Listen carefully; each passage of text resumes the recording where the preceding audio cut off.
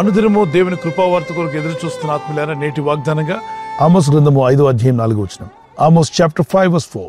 నన్ను ఆశ్రయించుడి, నన్ను ఆశ్రయించిన ఎడల మీరు బ్రతుకుదురు. Seek me that you may leave.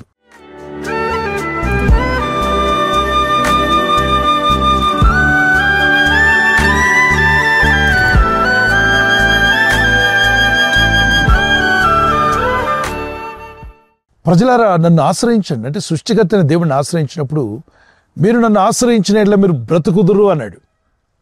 ఆయనను ఆశ్రయించడం వల్ల జీవము కలిగి ఉంటామా?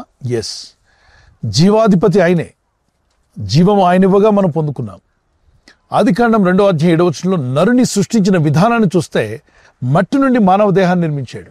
ఆయన చేతులతో నిర్మించిన ఈ మట్టి బొమ్మకు ఆయన జీవాత్మను ఊదినప్పుడు నరుడు జీవాత్మై నడుచుట ప్రారంభించాడు. ఈరోజు మీలో కానీ నాలో కానీ ప్రపంచంలో ఉన్న ప్రతి మనిషిలో ఉన్న ఆత్మ అది దేవునికి సంబంధించింది, అది దేవుని వద్దకు వెళ్లాల్సిందే.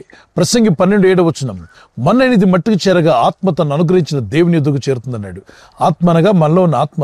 ఈరోజు నేను మాట్లాడుతున్నానే, ఈరోజు మీరు వింటున్నారే, మానవుల్లో దేవుడు పెట్టిన నరుని ఆత్మ ఇది మరలా తిరిగి దేవుని వద్దకే వెళ్ళాలి. గనుకనే ఈ లోకంలో జీవిస్తున్నప్పుడు అనేక రకాలైనటువంటి పరిస్థితులు మనకు ఎదురవుతూ ఉంటాయి. శోధనలు కావచ్చు, శ్రమలు కావచ్చు, అప్పుబాధలు కావచ్చు, ఆర్థిక ఇబ్బందులు కావచ్చు. వీటిని చూసుకొని మనం కృంగిపోతూ బాధపడుతూ దేవుడు నాకేం చేయట్లేదు అసలు ఆలోచన రానివ్వకండి. దేవుని వల్లనే మనం జీవిస్తున్నాం. కొందరంటారు మేము బ్రతకలేకపోతున్నాం, ఈ ఆర్థిక ఇబ్బందులు కావచ్చు, ఈ సమస్యలు చూస్తున్నప్పుడు బ్రతకాలనిపించట్లేదు అంటారు. ఒకసారి ఆలోచన చేయండి. జీవమును పోసిన వాడు దేవుడే, ఆ జీవాన్ని తీసుకోవాలి తప్ప మనకు మనం బలవన్మరణం అనేటువంటిది ఆలోచించకూడదు. పరిస్థితులు బాలేవనో, ఆర్థిక ఇబ్బందులు వచ్చాయనో, ఎవరో ఏదో అన్నారనో, అవమానం కలిగిందనో, ఏదో తప్పు నీ ద్వారా జరిగిపోయిందనో అందుకొరకు చావాలని అనుకోవద్దు. ఆత్మహత్య చేసుకోవాలని ఆలోచన నీలోకి రానివ్వకూడదు. ప్రాణం పోసాడే దేవుడు, ఆయనే ప్రాణం తీయాలి. మరి నీలో కొన్ని దోషాలున్నాయి, అపరాధాలున్నాయి, ఒప్పుకొని విడిచిపెట్టు, క్షమించమని అడుగు. నిన్ను ఆశ్రయిస్తున్నాను దేవా అని. అనేకులు లోకాన్ని ఆశ్రయిస్తున్నారు, ధనాన్ని ఆశ్రయించేవారు, మనుషులను ఆశ్రయించేవారు, రాజులను అధికారులను ఆశ్రయించేవారు ఎక్కువైపోయారు. కానీ సృష్టికి కర్త అయిన దేవుడిని ఆశ్రయించేవారు ఎక్కడ? చాలా తక్కువ మంది మనకు కనిపిస్తారు. ఎందుకంటే దేవుడు కనబట్టలేదు కదా అనుకుంటాం. ఈ లోకంలో దేవుడు కనబడకపోయినా అదృశ్య రూపిగా ప్రభు అయిన దేవుడు ఉండబట్టే మానవ జాతి ఉంది, ఈరోజు లోకమంతా నిలిచి ఉంది.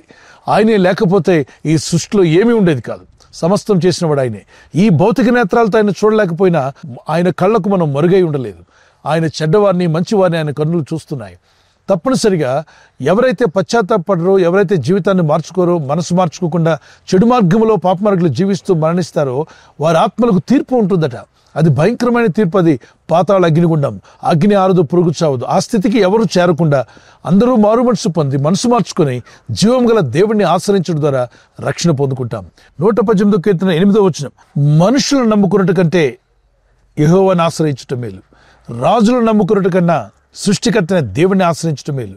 ఎందుకని దేవునికి మనకు అంత బంధం ఉంది అంటే, ఈరోజు మీ వేలు ముద్ర, thumb impression that came from God.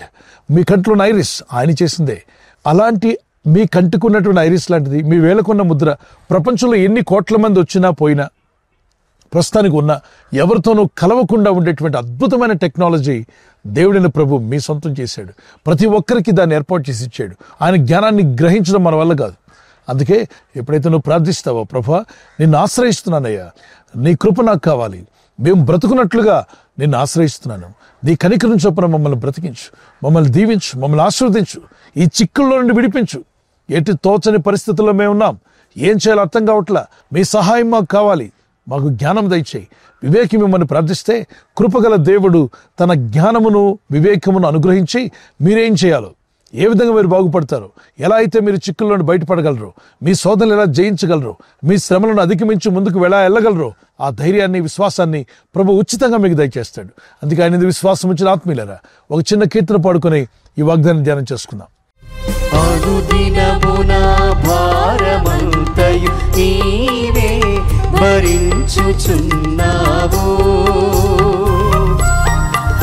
నా కష్టకాలమునా నల్లాదుకున్న దేవుడవు నీవే.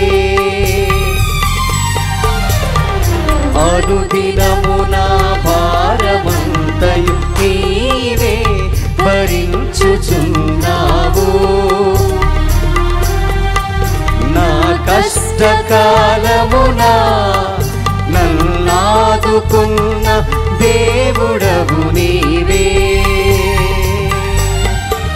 నిన్నాశ్రయించిన వారికి ఏ మేలు కొదువై ఉండదు.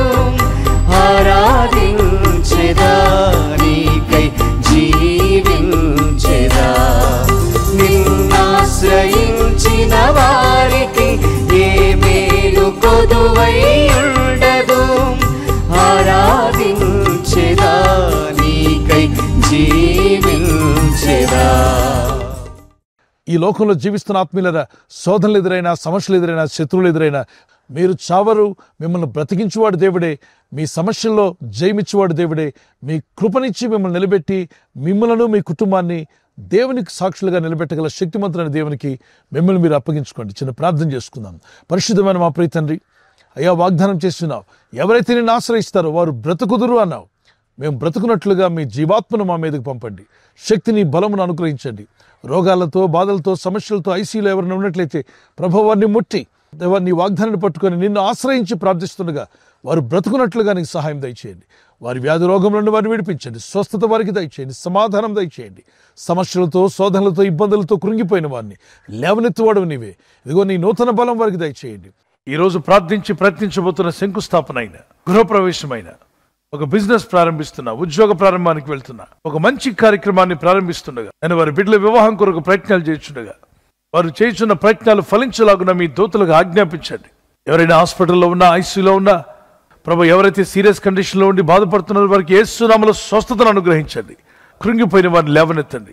మీ గాయపడిన హస్తమును చాపి వారికి ఉన్న సకల రోగాల నుండి విడుదల ఇచ్చేయి. వారిని లేపి నడిపించడాన్ని సాక్షులుగా నిలబెట్టుకోండి. ఈ ఉదయకాలం ప్రతి రోగి యేసు నామములో స్వస్థత నొందునుగాక. తండ్రి, ఈ దినం ఎవరైతే ప్రయాణమై వెళ్ళబోతున్నారో, అది రైలు మార్గమైనా, ఆకాశ మార్గమైనా, బస్సుల్లో, వాహనాల్లో ఎక్కడ ప్రయాణం చేస్తున్నా, రోడ్డు మార్గంలో ఏ వాహనంలో వారు ప్రయాణం చేస్తున్నా, నీ ప్రజలకు కాపాడే దూతలను పంపండి. ప్రభు, ఈ లోకంలో వారు ఎదుర్కొంటున్న సమస్యలు, శోధనలన్నీ కూడా మేము జయించలాగున్న మీ ఆత్మ నడిపింపు, మీ ఆత్మ జ్ఞానం మాలో ఉంచి నడిపించి బలపరిచి మీరు ఆకడకు సిద్ధపరచమని యేసుక్రీస్తు పరిశుద్ధ నామములో అడుగుచున్నామా పరలోకపు తండ్రి.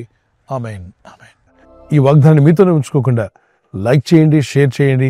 అనేకులు ఈ యొక్క ఛానల్ సబ్స్క్రైబ్ చేసుకోమని తెలియపరచండి. సబ్స్క్రైబ్ చేయని వారు కూడా సబ్స్క్రైబ్ చేయండి. దేవుని దయలో, దేవుని కృపలో మీరు వర్ధిల్లుదురుగాక. మన ప్రభువైన యేసుక్రీస్తు యొక్క కృపా సమాధానాలు మీకు, మీ కుటుంబాలకు సదా తోడే నడిపించునుగాక. ఆమేన్.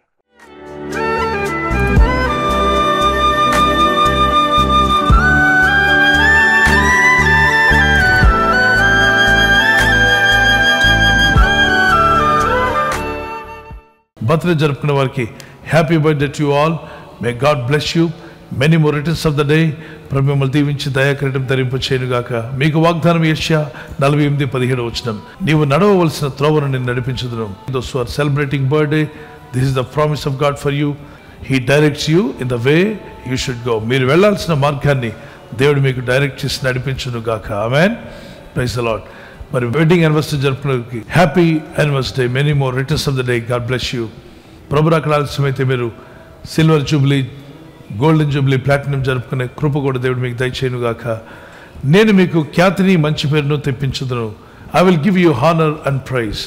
జెఫన్యా 3:20. ఈ వాగ్దానాన్ని బట్టి దంపతులని మిమ్మల్ని దేవుడు దీవించి ఒకరి పట్ల ఒకరు ప్రేమానురాగాలు పెరుగునట్లు, love and affection may increase between husband and wife. Nothing in the world can come with you but show your love and affection. It they will never forget. May God bless you. ఒకరి పట్ల ఒకరు సహనము, ప్రేమ కలిగి ఉండేవారుగా ప్రభు మీ కుటుంబాలను ఆదర్శ దంపతులుగా మార్చునుగాక. ఆమేన్. God bless you. ఈ ఛానల్ ను మీరు సబ్స్క్రైబ్ చేసుకోవడం వలన 2 పనులు జరుగుతున్నాయి. ఒకటి, సువార్త జరుగుతున్నది, ఆత్మలు రక్షించబడుతున్నాయి. రెండవది, పేదలకు, అనాథలకు ఈ ఛానల్ ద్వారా సహకారం అందించడం జరుగుతుంది. మనం సబ్స్క్రైబ్ చేసుకోవడం వలన అందరికీ సహాయం చేసిన వారమవుతున్నాం. ఖచ్చితంగా ఈ యూట్యూబ్ ఛానల్ ను సబ్స్క్రైబ్ చేసుకొని బెల్ బటన్ ను క్లిక్ చేయండి. మీకు వెంటనే మెసేజెస్ పంపబడతాయి.